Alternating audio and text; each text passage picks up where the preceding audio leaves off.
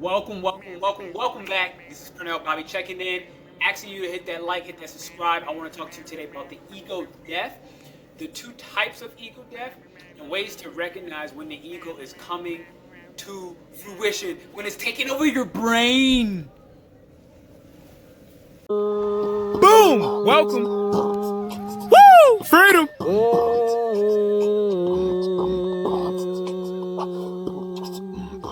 Alchemy. Science. More life. Okay, so we're going to start with the two different types of ego deaths that you can have, okay? Number one is going to be voluntary. Number two is going to be involuntary, all right? Which one do you think is going to be less chaotic? The involuntary. This is really where you want to go. But before we get to what involuntary and voluntary is about and what that looks like, I got to show you how to actually begin to recognize the ego itself, right? How do you become aware of it? So for starters, what is the ego? How do you become aware of it? The ego is that voice in your head that's talking to you, and usually it's the one that seems to be kind of trying to sabotage you, or the one that tries to keep you in a familiar space, okay? The familiar space is the key. Because it likes comfort, and as long as it's living in its life the way it has been cycled, the way it's been programmed, the way it's been conditioned, the ego's fine and your life seems like it's on coast. Even if you're not happy and you're miserable, but it's on coast in that misery, right? So it's a norm for you. So first you got to recognize your thoughts. You got to recognize that little voice, all right? And realize that you have, as a human being, a conscious choice to make decisions. This is why we can talk voluntary, involuntary. All right, we'll get there. Number two, when you notice those thoughts, usually there's some type of story where it's fear-based, okay? So the story has a lot of fear, and the way I look at fear is the absence of love. So it's a story that you have that is absent of love, a story that you have that needs more love, all right? It's a story that's just, the fear is running, and now it's going to start causing things like anxiety, things like depression. It's going to start causing an imbalance in your moods. Your hormones are going to start to shift. You're going to get more cortisol rushing in. That's that bad stress you don't want. You want more of that you stress, that good stress, that you stress. It's spelled E-U, stress, but you stress. It's stress for you to build you up. That's really where you want to go for the second thing. You want to recognize the thoughts. You want to recognize the fear-based story, which is absent of love. Number three, you want to look at how do you recognize the ego? You want to look at where are you being overly defensive? So where are you being so defensive that it's apparent, right?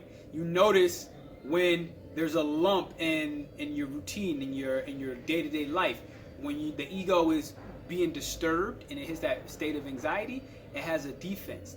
Now this defense oftentimes is where you, if you can figure this out, you fall into your archetype. And your archetype is kind of really a little bit different than who you are, your personal experiences. You have a mom, your mom's name is Cindy, and she goes to the market, she likes to do some gardening, okay, boom. It's a little different.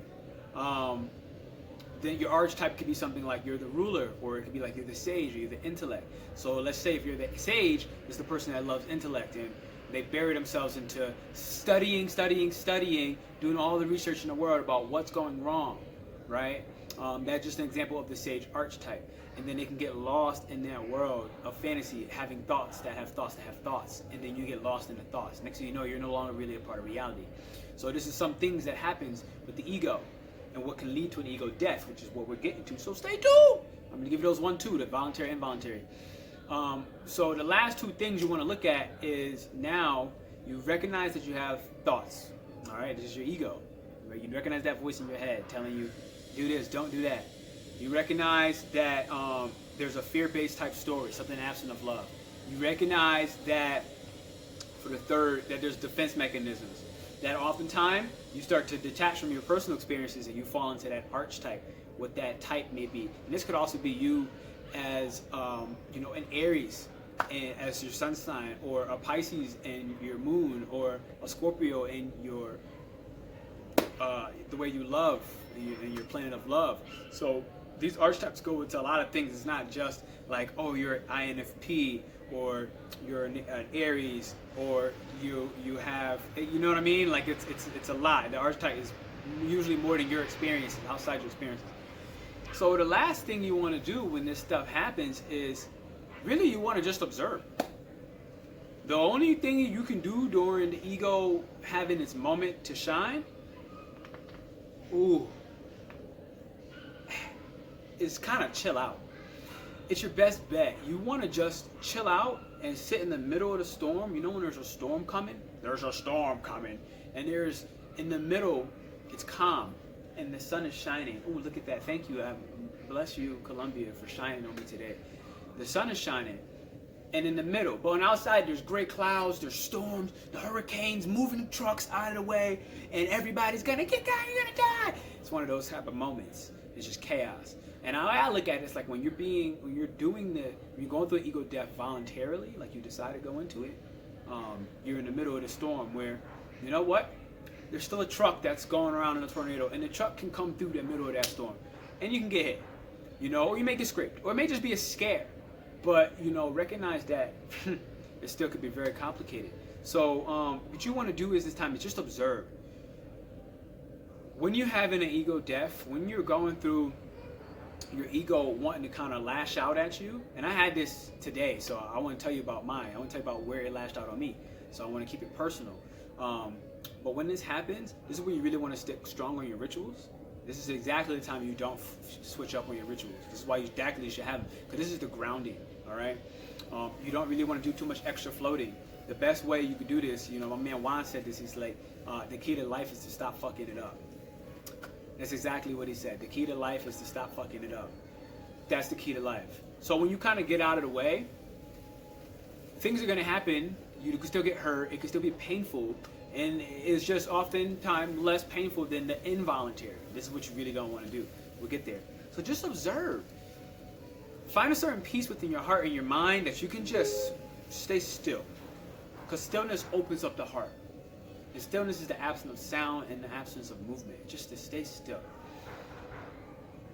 Because from that state, as you take a breath, and you really get your breath to hone in and focus with your heart and your mind, and you get those two things in sync and you find them coherent with each other, you can weather this storm relatively easily, most of them.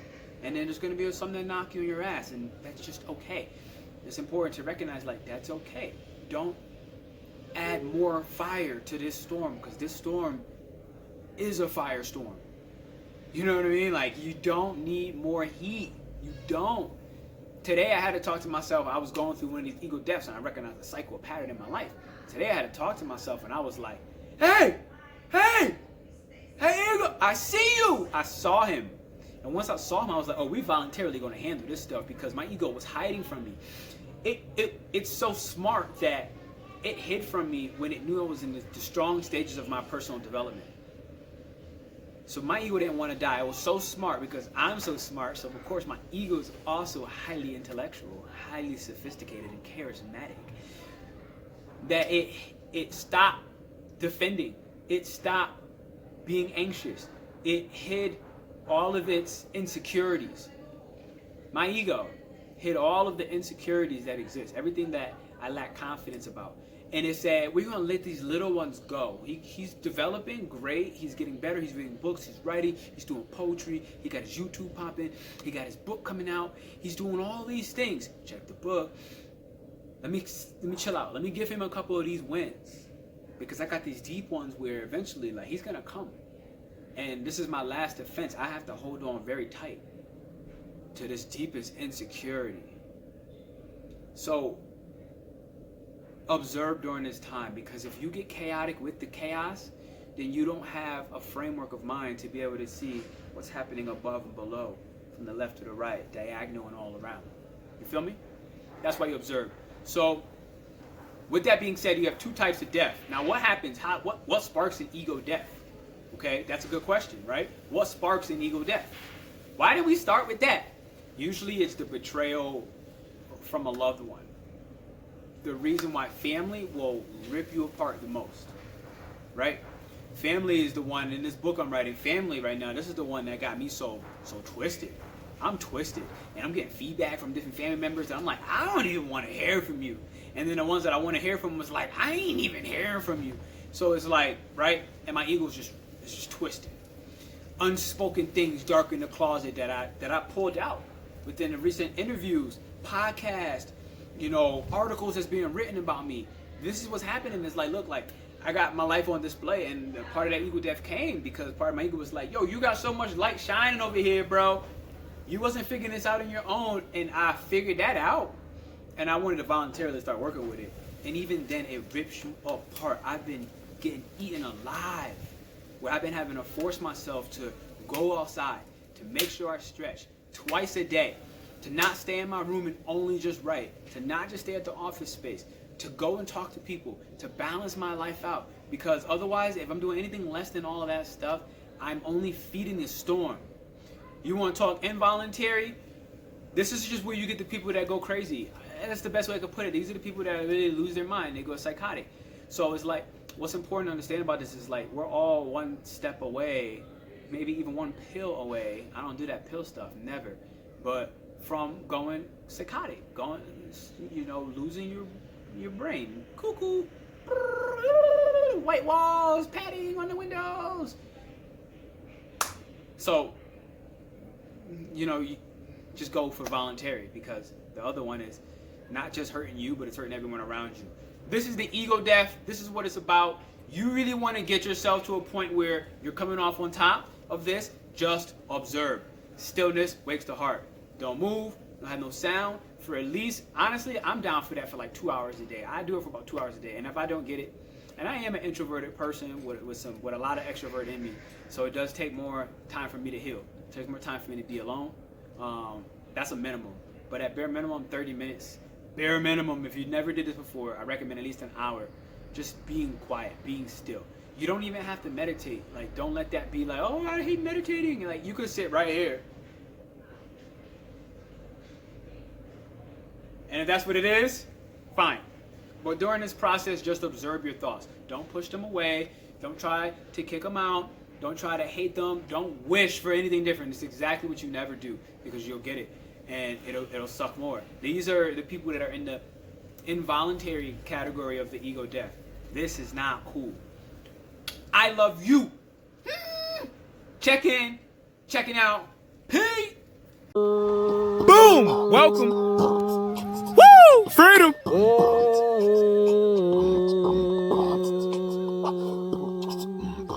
Alchemy. Science.